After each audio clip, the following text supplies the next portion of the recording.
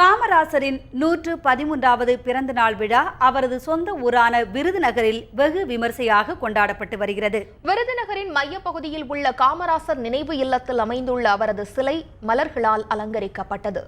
அந்த சிலைக்கு பல்வேறு அமைப்பினர் மற்றும் அரசியல் கட்சி தலைவர்கள் பொதுமக்கள் மரியாதை செய்து வருகின்றனர். பாஜக தமிழ் மாநில தலைவர் தமிழிசை சவுந்தரராஜன் காமராசரின் சிலைக்கு முன்பு புத்தகங்களை காணிக்கையாக வைத்து மாலை அணிவித்தார்.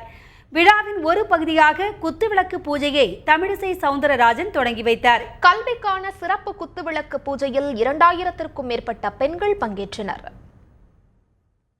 காமராசர் பிறந்த நாளை ஒட்டி விருதுநகரில் உள்ள KVS மேல்நிலைப்பள்ளி மைதானத்தில் பிற்பகல் 2 மணியளவில் ஆதித்தனார் அறக்கட்டளை சார்பில் நிகழ்ச்சிக்கு ஏற்பாடு செய்யப்பட்டுள்ளது.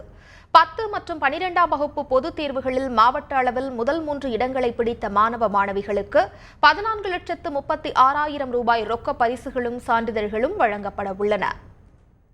இதேபோன்று நெல்லை சந்திப்பில் அமைந்துள்ள காமராசர் உருவ சிலைக்கு காங்கிரஸ், பாஜக, நாம் தமிழர் கட்சிகள் மற்றும் நாடார் அமைப்புகள் உட்பட பல்வேறு தரப்பினர் மாலை அணிவித்து மரியாதை செய்தனர். தொடர்ந்து பட்டாசு வெடித்தும் இனிப்புகள் வழங்கியும் தங்களது மகிழ்ச்சியை வெளிப்படுத்தினர்.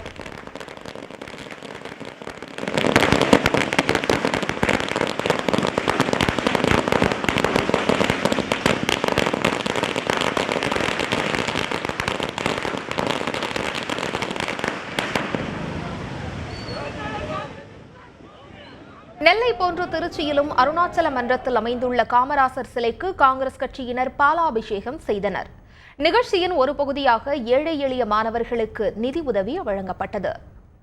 இதேபோல ஒசூரில் நாடார் மகாஜன சங்கம் சார்பாக காமராசரின் உருவ சிலைக்கு மாலை அணிவித்து மரியாதை செய்யப்பட்டது. பள்ளி மாணவர்களுக்கு இலவச நோட்டு புத்தகங்கள் மற்றும் எழுது பொருட்கள் வழங்கப்பட்டன.